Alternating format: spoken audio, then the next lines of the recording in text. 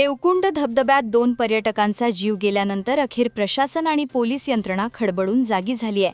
पावसाळी पर्यटनावर बंदी असतानाही नियमांना हरताळ फासणाऱ्यांविरोधात माणगाव पोलिसांनी मोठी कारवाई करत तब्बल 25 जणांविरोधात गुन्हा दाखल केलाय. बंदी असताना पर्यटकांचे बुकिंग घेणारे एजंट, गाईड आणि आदेशाचे उल्लंघन करणाऱ्या पर्यटकांचा आरोपींमध्ये समावेश असून ऑनलाईन बुकिंग करणाऱ्यांवरही स्वतंत्र गुन्हे दाखल करण्याची प्रक्रिया सुरू आहे.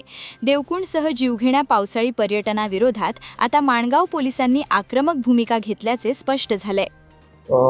सदरच्या दोन्ही बॉडी मिळालेले आहेत. उपजिल्हा रुग्णालय माणगाव या ठिकाणी आता त्यांना पाठवलेलं आहे. PM झाल्यानंतर त्यांच्या नातेवाईकाच्या ताब्यात देण्यात येईल. महत्त्वाची गोष्ट अशी आहे की SDM माणगाव सरांनी दिनांक 1/7/2026 रोजी माणगाव तालुक्यातील आणि विशेषतः माणगाव पोलीस स्टेशन हद्दीतील कुंभे धबधबा, सिक्रेट पॉईंट, सणसवाडी धबधबा, त्याचबरोबर देवकुंड धबधबा या ठिकाणी जाऊ नये. सदरचं ठिकाणी धोकादायक आहे, निसर्गाला हानी होण्यासारखं आहे. म्हणून पावसाळ्यापर्यंत 1/7/2026 पासून 30/9/2026 पर्यंत त्या ठिकाणी प्रतिबंध केलेला होता. असे आदेश निर्गमित केलेले होते. सगळ्या माध्यमातून आपण त्याला प्रसिद्धी पण दिलेली होती. तरीसुद्धा जो कालचा प्रकार झाला 12/7/2026 रोजी या ठिकाणी काही गाईड्स, त्याला सहभागी असणारे काही लोक यांनी ही मुलं जवळजवळ 20 ते 21 जणांचा तो ट्रूप होता चाकण पुणे येथील, त्यांना ते चोरट्या मार्गाने घेऊन गेले.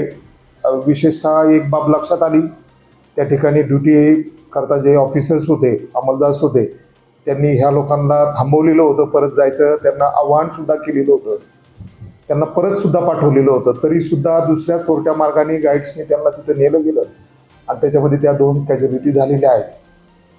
ह्या अनुषंगाने आम्ही कारवाई केलेली आहे. रात्री संबंधितांवर 25 जणांवर आम्ही गुन्हे दाखल केलेला आहे. त्याच्यामध्ये ती मुलं पण आली, कारण त्यांनी यायला पाहिजे नव्हतं. त्यांना माहीत होतं का आपण इथे यायला नाही पाहिजे होतं, तरीसुद्धा ते आलेले होते. प्लस त्यांना घेऊन जाणारे जे गाईड होते ते, त्यांच्याकडून गाईडसाठी लागणारे पैसे घेणारे जे व्यक्ती होत्या ते, असे ह्या सर्वांना मिळून आम्ही 25 जणांविरुद्ध रात्री 2-2:15च्या सुमारास आम्ही FIR रजिस्टर केलेला आहे. संबंधितांना बोलवलं जाईल आणि निश्चित त्यांच्यावर कायदेशीर कारवाई केली जाईल.